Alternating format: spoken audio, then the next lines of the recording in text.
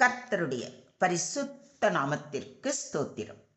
இன்றைய நாளின் தியானத்திற்கென்று தெரிந்து கொள்ளப்பட்ட வேத வசனம் சங்கீதங்களின் புத்தகம் 121 சங்கீதம் 5 வசனம். சங்கீதம் 121:5.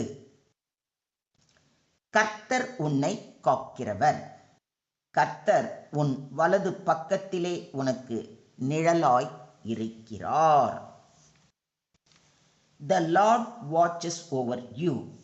The Lord is your shade at your right hand. ஆண்டவரே உம்மை காக்கின்றார். அவர் உம் வலப்பக்கத்தில் உள்ளார். அவரே உமக்கு நிழல் ஆவார். ஆமென். இன்றைய தியான வசனத்தில் கர்த்தரின் பாதுகாப்பும் நெருக்கமும் அழகாக விளக்கப்படுகிறது. அது குறித்து சற்று நேரம் தியானிப்போம். கர்த்தர் உன்னை காக்கிறவர். இது மிகவும் வலிமையான உறுதியை கொடுக்கும் வாக்குறுதி. காக்கிறவர் என்ற சொல் தீங்கில் இருந்து பாதுகாக்கிறவர், விழிப்புடன் காப்பாற்றுகிறவர் என்ற பொருளில் வருகிறது. நம் வாழ்க்கையின் எல்லா சூழ்நிலைகளிலும் பகைவர்களிடமிருந்தும் ஆபத்துகளிலிருந்தும் பிசாசின் துரோகங்களில் இருந்தும் நம்மை காக்கும் அதிபெரிய காக்கும் சக்தி கர்த்தரிடம் இருக்கிறது. கர்த்தர் நம் காவலாளர். த லார்ட் அவர் கீப்பர். நம் பாவத்திலிருந்தும் சோதனைகளில் இருந்தும் பிசாசின் தந்திரங்களில் இருந்தும் காக்கிறார். நம்மை பற்றி அவர் விழிப்புடன் இருக்கிறார். அதனால்தான் இஸ்ரவேலை காக்கிற கர்த்தர் உறங்குவதும் இல்லை, தூங்குகிறதும் இல்லை என்று வாசிக்கிறோம். கர்த்தர் உன் வலது பக்கத்திலே என்று சொல்லப்பட்டிருப்பதை கவனியுங்கள். வலது பக்கம் என்பது பாதுகாப்பு மற்றும் ஆதரவை குறிக்கிறது. பண்டைய காலங்களில் போரில் போகும் வீரர்களுக்கு வலது பக்கம் மிகவும் முக்கியமானது. அவர்கள் வலது பக்கத்தில் இருந்து தாக்குதல்களை எதிர்கொள்ள வேண்டியது அதிகமாக இருந்தது. கர்த்தர் நம் வலது பக்கத்தில் இருப்பது என்பது நமக்கு தேவையான அனைத்து ஆதரவும் பாதுகாப்பும் அவரிடமிருந்து வருகின்றது என்பதை காட்டுகின்றது. கர்த்தர் நம் வலது பக்கத்தில் இருக்கிறார். The Lord at our right hand. வலது பக்கம் அதாவது பாதுகாப்பு மற்றும் ஆதரவை குறிக்கிறது. கர்த்தர் நம்மோடு நெருக்கமாக இருப்பார். நமக்கு எதிராக வரும் தாக்குதல்களை எதிர்த்து நமக்கு ஆதரவாய் இருப்பார். கர்த்தரை எப்பொழுதும் எனக்கு முன்பாக வைத்திருக்கிறேன். அவர் என் வலது பாரிசத்தில் இருக்கிறபடியால் நான் அசைக்கப்படுவது இல்லை என்று சங்கீதக்காரன் கூறுவதை சங்கீதம் 16:8 வாசிக்கிறோம். கர்த்தர் எப்பொழுதும் நம்முடைய வலது பாரிசத்தில் இருப்பதால் நாம் ஒருபோதும் அசைக்கப்படுவது இல்லை. இந்த உறுதியும் விசுவாசமும் உங்களிடத்தில் இருக்கிறதா? அப்படியே யோசிச்சு பாருங்க. கர்த்தர் நிழலாய் இருக்கிறார். The Lord as our shade. நிழல் என்பது தாங்கும், காத்திடும், குளிர்ச்சி தரும், அமைதியாக இருக்கிறது. கடுமையான வெயிலில் நிழல் தேவைப்படும். அதுபோல வாழ்க்கையின் கடுமையான பிரச்சனைகளில் கர்த்தர் நமக்கு நிழலாய் இருப்பார். அவர் நம் அருகில் இருக்கிறார். நம் தேவைகளை அறிந்து தண்டனை அல்லது வெப்பத்தில் இருந்து நம்மை காப்பாற்றுகிறார். வெயிலின் வெப்பத்திலும் புயலின் கொடுமையிலும் நிழலாய் இருக்கிறார். அவர் நம்மை பாதுகாப்பார்.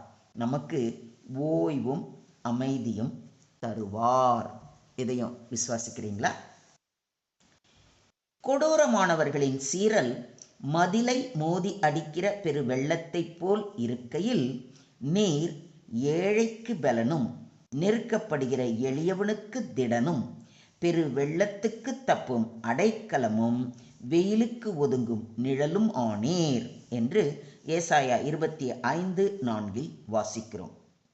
எஸ், எப்பேற்பட்ட சீற்றமோ புயலோ பெரு வெள்ளமோ தேவன் நமது வலது பக்கத்திலே நிழலாய் இருந்து நம்மை பாதுகாப்பார். நம்முடைய வாழ்க்கையில் நாம் சந்திக்க வேண்டிய வெப்பமும் புயலும் பலவாக இருக்கலாம். அதாவது சோதனை, துன்பம், விரோதம், பாவ ஆசைகள் என்று. ஆனால் கர்த்தர் நம்மோடு நிழலாய் இருக்கிறார். இதையும் விசுவாசிக்கிறீங்களா? தேவன் நம்முடைய பட்சத்தில் இருந்தால் நமக்கு விரோதமாய் இருப்பவன் யார் என்று பவுலடிகளாரும் நம்மை பார்த்து கேட்கிறார். உன்னதமானவரின் மறைவில் இருக்கிறவன் சர்வ வல்லவருடைய நிழலில் தங்குவான் என்று சொல்லப்பட்டிருப்பதை 91ஆம் சங்கீதம் 1 வசனத்தில் வாசிக்கிறோம். இங்கு நிழல் என்பது பாதுகாப்பை சுட்டுகிறது. கர்த்தர் நம்மை ஆவிக்குரிய ஆபத்துகளில் இருந்து தற்காத்து நிழலாக இருக்கிறார்.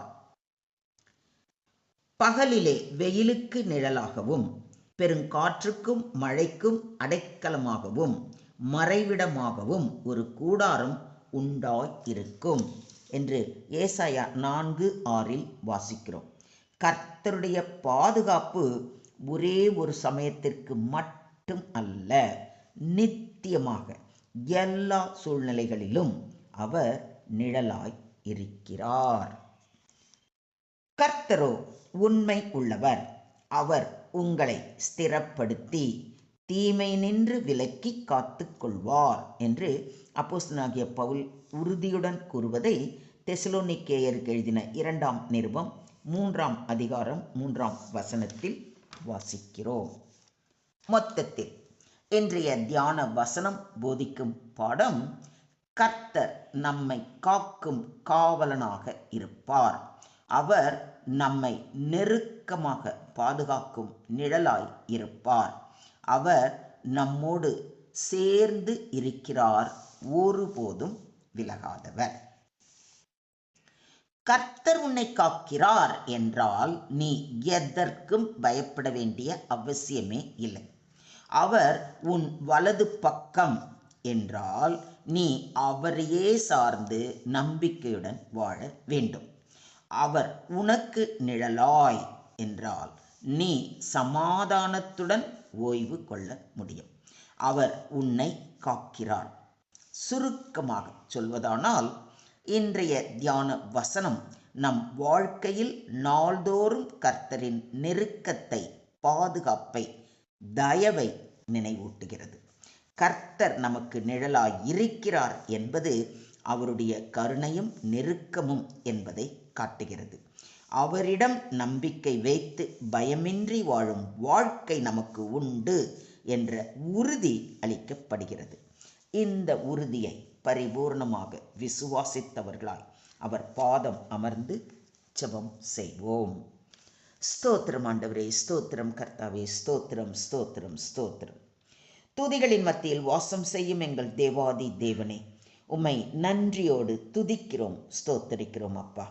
துதிக்கு பாத்திரராகிய எங்கள் கர்த்தாதி கர்த்தரே, நாங்கள் எப்பொழுதும் எங்களை காக்கும் நீங்கள் எப்பொழுதும் எங்களை காக்கும் தேவனாக இருப்பதற்காக கொடான கொடி நன்றிகளை ஏறெடுக்கிறோம் அப்பா. நீர் எங்கள் வலது பக்கத்தில் இருந்து எங்களை பாதுகாக்கும் நிழலாய் இருக்கிறீர்கள். வாழ்க்கையின் வெப்பத்திலும் புயலினாலும் சோதனைகளினாலும் வாட்டப்படும் பொழுது உங்களுடைய நிழலுக்கு நாங்கள் ஓடுகிறோம். உம்முடைய அருகாமையை நாங்கள் நாடுகிறோம். நாங்கள் பயமின்றி உம்மை நம்பிக்கையோடு நாடும் நாட்களில் எங்களை அன்போடு அரவணைத்து காத்து ரட்சிக்கிறீரே, அதற்காக கொடான கொடி ஸ்தோத்திரங்களை ஏறெடுக்கிறோம். எப்பொழுதும் நீரே எங்கள் பாதுகாவலராய் இருந்து எங்களை ஆசீர்வதிக்க வேண்டுமென்று தாழ்மையோடு வேண்டிக்கொண்டு எங்களை உம்முடைய கரத்திலே தாழ்த்தி ஒப்பு கொடுக்கிறோம். நீங்க பொறுப்பெடுத்துக்கோங்க, நீங்க வழி நடத்துங்க. எல்லா துதியும் எல்லா கனமும் எல்லா மகிமையும் ஒருவருக்கே செலுத்துகிறோம். மீட்பர் இயேசுவின் மூலம் ஜெபம் கேளும் எங்கள் ஜீவனுள்ள தகப்பனே, ஆமென்.